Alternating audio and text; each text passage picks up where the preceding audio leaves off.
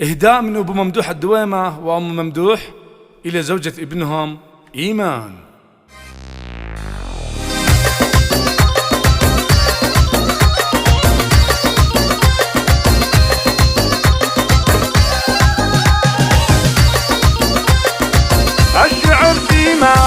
الشعر في إيمان كله مفخرة، أم سام حي والله فالها، عذب الأبيات فيها مسطرة، كنها بين العرب بالحالها، طيب واخلاق وجمال وسيطرة، والقصايد تفتخر بامثالها،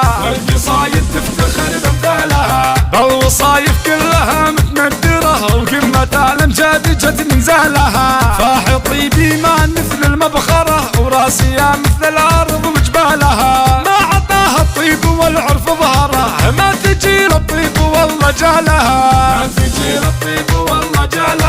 ما تبقي للمخالق شعره، دون علم الطيب ترخص حالها، العدو لشافها زاد قهره، ينقهر لشاف طيب افعالها، الشعر في إيمان كله مفخره، ام سام حي والله فالها،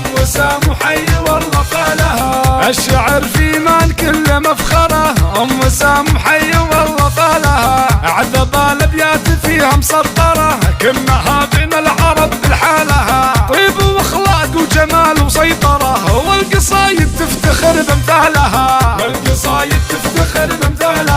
بالوصايف كلها متندرة، وقمة الأمجاد جت من زهلها، فاح طيب إيمان مثل المبخرة، وراسية مثل الأرض وجبالها، ما عطاها الطيب والعرف ظهره، ما تجي للطيب والله جالها،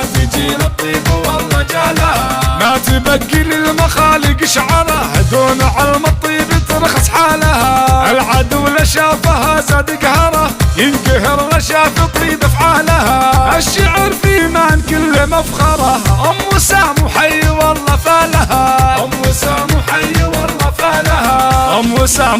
والله فالها،